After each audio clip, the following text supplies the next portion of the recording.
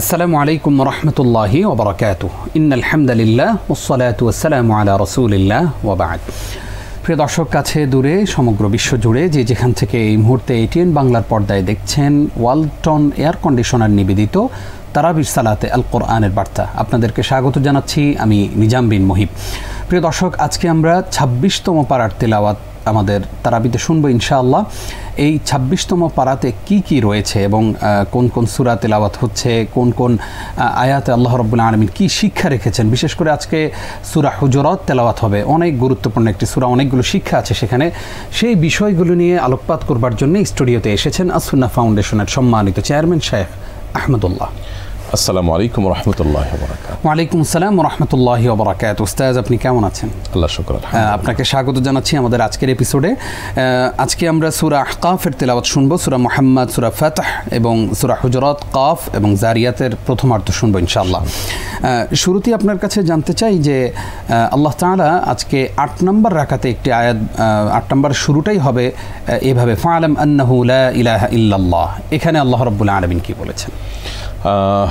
এখানে মূলত প্রথমত আল্লাহ ছাড়া সত্যিকার কোনো মাবুদ নেই এই কথার ইলম অর্জন করতে বলেছেন। তার মানে আমরা যে ঈমান আনয়ন করবো সে বিষয়ে আমরা যেন জানি, ঈমান সংক্রান্ত ইলম যেন আমরা অর্জন করি। আমরা বেশিরভাগ মানুষই আমাদের দেশের প্রেক্ষিতে বলি, আমরা জন্মসূত্রে মুসলমান হওয়ার ফলশ্রুতিতে আমরা কিন্তু কেউই ঈমান সম্পর্কে জানার গুরুত্বটা অনুধাবন সেভাবে করি না।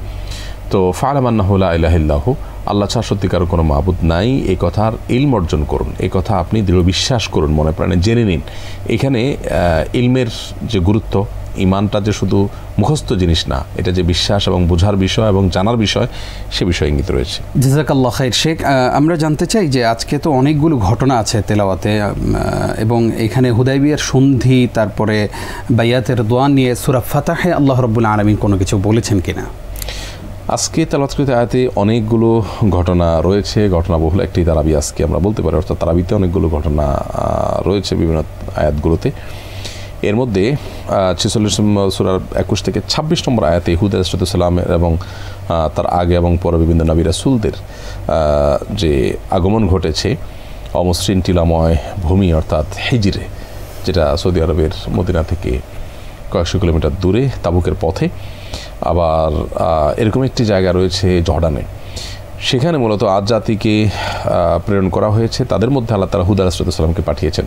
হুদ আলাইহিস সালাম তাদেরকে আল্লাহর বাধ্যগত হতে বলেছেন, একত্ববাদের প্রতি স্বীকৃতি দিতে বলেছেন। তারা সেটাতে সাড়া দেয়নি। আল্লাহ তাআলার পক্ষ থেকে আযাব আসতে পারে সে সতর্ক হুদ আলাইহিস সালাম যখন করেন, তখন এই হঠকারীরা, অবাধ্যরা, তারা বলেছিল যে কবে আসবে বলেন, দিনক্ষণ বলেন। মানে হঠকারিতা এবং ঠাট্টা বিদ্রুপ এটা এমন পর্যায়ে গেছে যে তারা দিনক্ষণ জানতে চাইছিল। হুদ আলাইহিস সালাম বলেছেন যে দিনক্ষণ আল্লাহ তাআলা জানেন, আসবে এটুকু আমি শিওর জানি, কবে আসবে সেটা আল্লাহ তাআলা জানেন। এখানে নিজে থেকে কোনো দিনক্ষণ তিনি বলেননি, আল্লাহর উপর ন্যস্ত করে দিয়েছেন। পরবর্তীতে দেখা গেল যে মেঘের আড়ালেই লুকিয়ে ছিল আযাব। একবার একটা মেঘ দেখে তারা মনে করেছিল যে সুন্দর বৃষ্টি আসবে, তারা আনন্দ উৎফুল্ল করছিল, অথচ সে বৃষ্টিটা তাদের সর্বনাশা বৃষ্টি ছিল এবং সেখান থেকে তাদেরকে ধ্বংস করে দেওয়া হয় সমূলে। এখনও তাদের ধ্বংসাবশেষ আছে আল-উলা নামক শহরে। কোরআনে সে বিষয়ে আলোকপাত হয়েছে, আজকে সূরাতে সেটি আলোচনা হয়েছে। এবং ৫১ নম্বর সূরা ২৪ থেকে ৩০ নম্বর আয়াতে ঘটনা রয়েছে নবী রাসূলদের ইতিহাস, বিভিন্ন নবী রাসূলদের ইতিহাস উল্লেখ করেছেন। তারা তাদের স্বজাতির পক্ষ থেকে প্রত্যাখ্যাত হয়েছেন, বাধাগ্রস্ত হয়েছেন। এবং ইব্রাহিম আলাইহিস সালামের কথা বিশেষ করে সূরা যারিয়ার প্রথম অংশে, পরবর্তীতে অবশিষ্ট যে ইতিহাস সেটা সংক্ষিপ্তভাবে আলোচনা করা হয়েছে।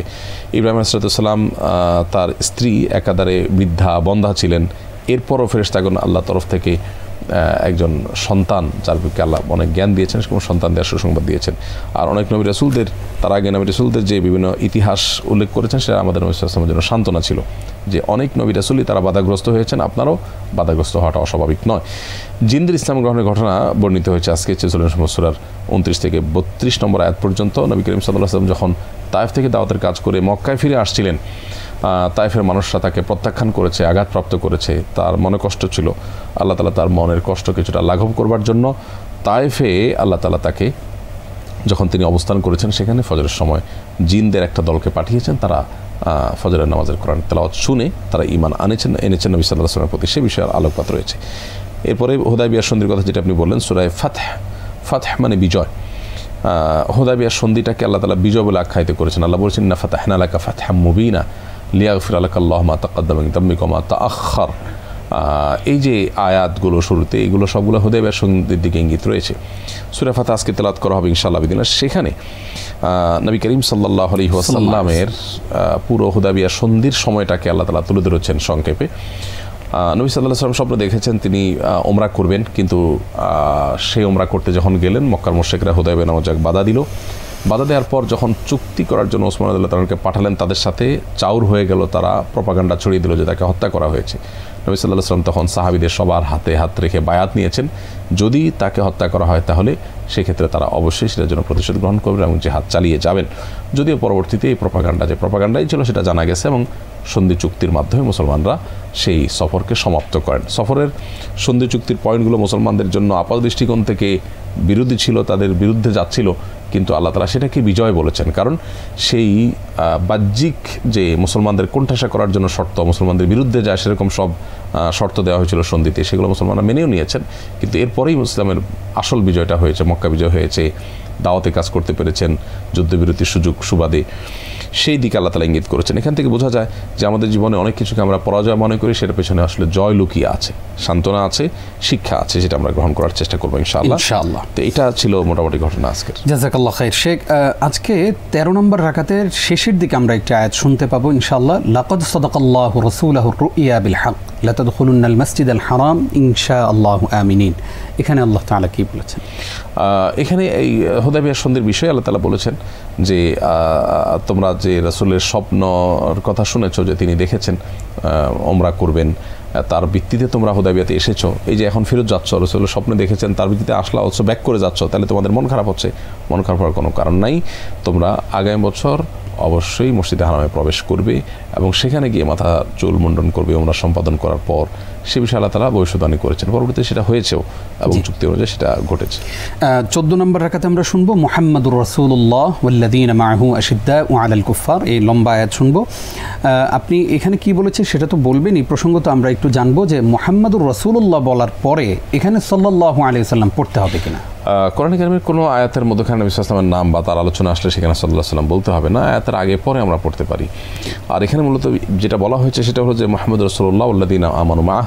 এখানে আল্লাহ তাআলা বলছেন রাসূল এবং রাসূলের সাথে যারা ঈমান এনেছেন অর্থাৎ সাহাবীরা, তারা তাদের বৈশিষ্ট্যগুলোর মধ্যে থেকে একটা হলো আশিদ্দা আল কুফফার, তারা আল্লাহর প্রতি অবাধ্য, আল্লাহর প্রতি অবিশ্বাসীদের উপরে তারা কঠোর। রুহামা ও বাইনাহুম, তারা পরস্পরের মধ্যে বেশ আন্তরিক এবং সহমর্মী। তারা হমরুক্কা আনসুজ্জাদা, তাদেরকে দেখবেন আপনি হয় তারা সবাই সিজদারত, সবাই রুকুয়তরত অর্থাৎ জামাতে নামাজ আদায় করছে এবং ইবাদতেই মশগুল থাকেন তারা বেশিরভাগ ক্ষেত্রে। সীমাহুম ফি উজুহিম মিন আথারিস সুজুদ, তাদের চেহারার মধ্যে সিজদার আভা ফুটে ওঠে, তারা যে ইবাদত করে সেটার আলামত ফুটে ওঠে।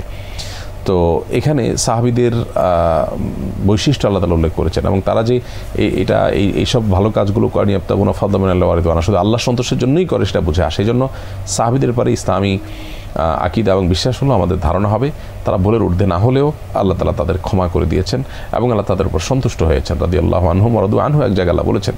এই জন্য সাহাবীদের সমালোচনা করা যাবে না,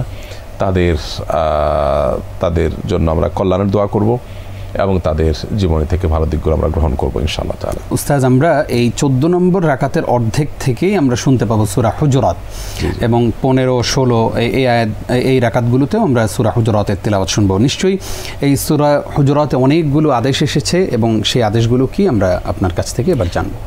ধন্যবাদ আপনাকে। সূরা হুজুরাত এমন একটি সূরা যে সূরা আমাদের বারবার পাঠ করা দরকার, বারবার আমাদের বোঝা দরকার।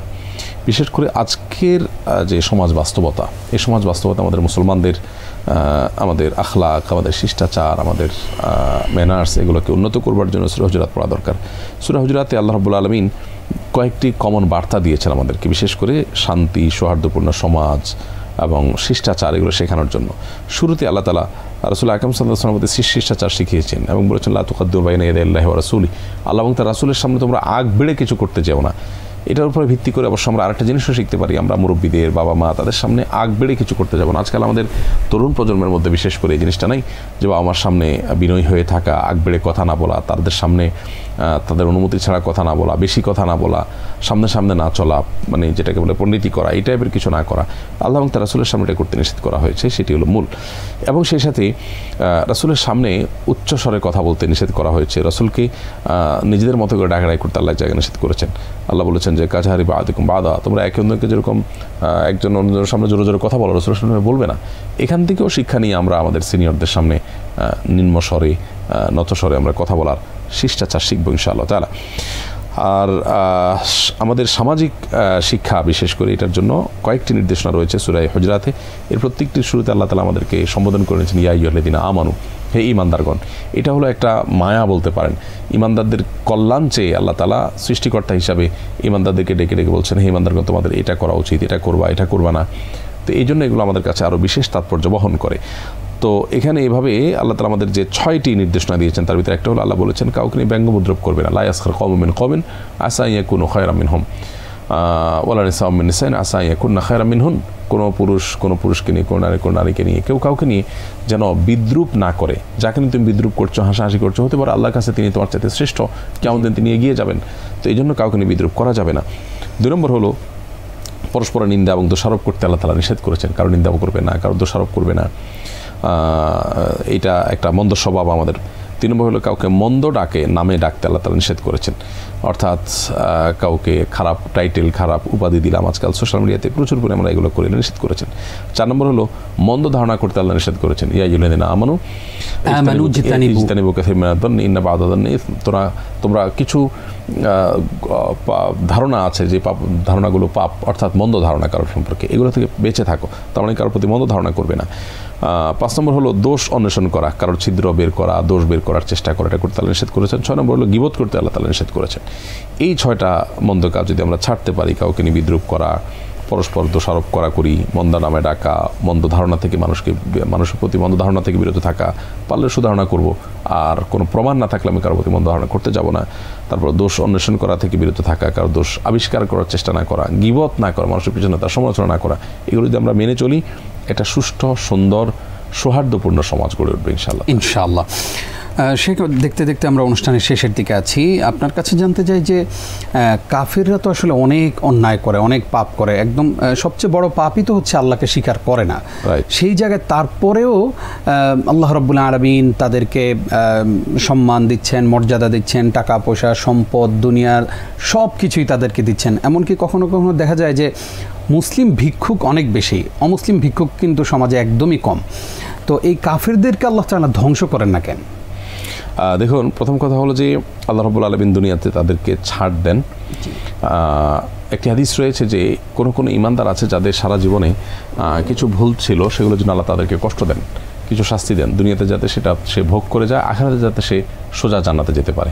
আবার এই বিপরীতে কিছু কাফের আছেন যাদের ভালো কাজ কিছু দুনিয়াতে আছে মানুষ হিসাবে, তো সেগুলোর জন্য টুকটাক কিছু ভালো জিনিস তাদেরকে আল্লাহ দুনিয়াতে দিয়ে দেন, এবং আখিরাতে তারা তাদের যে চূড়ান্ত কুফর ইসলামের পরিণতি যেন ভোগ করতে পারে। এই জন্য ঈমানদার কখনো আশাহত হবে না এবং আল্লাহর রহমত থেকে নিরাশ হবে না, এবং শিক্ষা গ্রহণ করবে এখান থেকে যে আমি ঈমানদার হওয়ার পর যদি আমার জীবনে বিপদ আসেও, তো সে বিপদ আল্লাহ তাআলার তরফ থেকে আমার জন্য হয় পরীক্ষা, আর না হলে দুনিয়ার কোনো ভুল ত্রুটির পাপ মোচন, এইটা ছাড়া কিছুই নয়। আর সমূলে আল্লাহ তাআলা পৃথিবীতে কাফেরদেরকে ধ্বংস করার যে প্রক্রিয়া, এটা মুহাম্মদ সাল্লাল্লাহু আলাইহি ওয়াসাল্লামের উম্মতের মধ্যে করবেন না, কারণ আল্লাহ তাআলা কাছে তিনি দোয়া করেছেন যেন সমূলে উম্মতকে ধ্বংস করা না হয়। আগের যুগের বিভিন্ন রাসূলের উম্মতকে সমূলে ধ্বংস করা হয়েছে, কিন্তু এই জাতিকে আল্লাহ তাআলা সমূলে ধ্বংস করবেন না কিয়ামতের আগ পর্যন্ত। জি, আমরা অনুষ্ঠান শেষ করব একদম আজকের একটি গুরুত্বপূর্ণ দোয়া দিয়ে।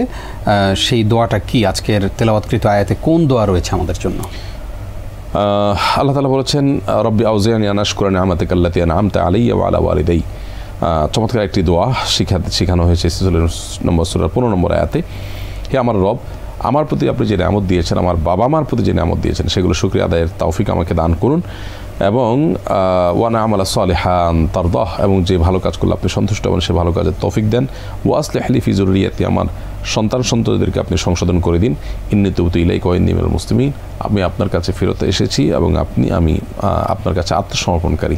চমৎকার একটি দোয়া, একটু বদদীর্ঘ, কিন্তু দোয়াটা আমরা কোরআনের শেখানো দোয়া অবশ্যই নিবেদন করতে পারি আল্লাহ তাআলার কাছে। জাযাকাল্লাহ খাইর উস্তাদ, অনেকগুলো বিষয় চলে এসেছে আজকে আপনার আলোচনার মাধ্যমে। আপনি কষ্ট করে সময় দেওয়ার জন্য আপনাকে ধন্যবাদ জানাচ্ছি। জাযাকুমুল্লাহ খাইর। প্রিয় দর্শক, এতক্ষণ যারা আমাদের সঙ্গে ছিলেন আপনাদেরকেও ধন্যবাদ জানিয়ে শেষ করছি আজকের আয়োজন। আমরা আজকে 26তম পারার তেলাওয়াত শুনতে যাব কিছুক্ষণের মধ্যে ইনশাআল্লাহ। আল্লাহ রাব্বুল আলামিন আমাদের সকলকে সম্পূর্ণ তারাবি শেষ করার তৌফিক দান করুক, আমিন। আজ এই পর্যন্তই। হাযা মা ইনদি ওয়াল ইলমু ইনদাল্লাহ। আসসালামু আলাইকুম ওয়া রাহমাতুল্লাহ।